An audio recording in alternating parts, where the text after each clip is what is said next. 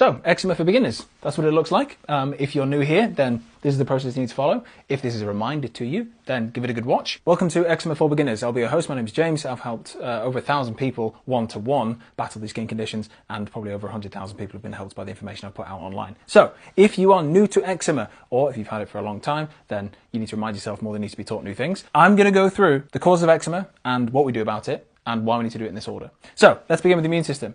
If you've watched any of my stuff before, you know that eczema is a Th2 mediated condition. What does that sentence even mean? It means that the immune system is producing Th2, don't worry about the names of the numbers, type inflammation.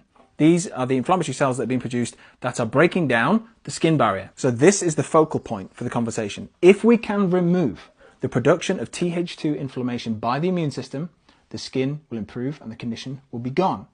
The NHS says eczema is incurable. I disagree, because biology and physics tells us if we remove the cause of something, it will go away. Here, we do not believe that you just have eczema for no reason and you've got to take all these creams for the rest of your life. We don't believe it, so we throw it in the bin. Because if we remove the cause of Th2 inflammation, your condition will improve, and if you keep the causes gone, it will stay gone. So, what happens when the immune system is producing this type of inflammation? We have a drop in the production of filaggrin. Filaggrin is a master skin protein. Without it, we can't make a good barrier function for the skin. Dropping filaggrin also drops your ability to produce natural moisturizing factor, which does exactly what it says on the tin. And without these components, we cannot manufacture those skin cells in a healthy way. And so the things that are on your skin, such as staphylococcus, the things that are in your environment, such as pet dander, dust, mold, dust mites, all of those things that you've shown up for on the allergy test, they are now able to move through this broken down skin barrier function. Notice that's where these allergies and sensitivities come from. The body didn't just wake up one day and say, I hate grass now.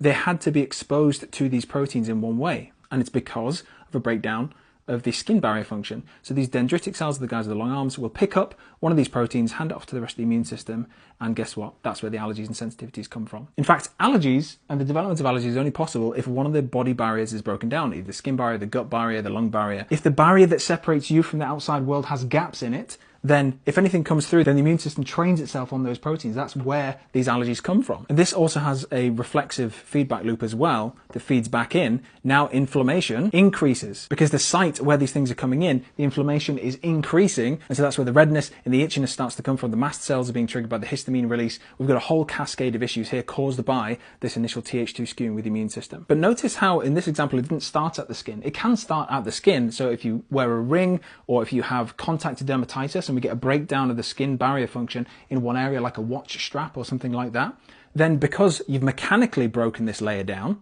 these components can come in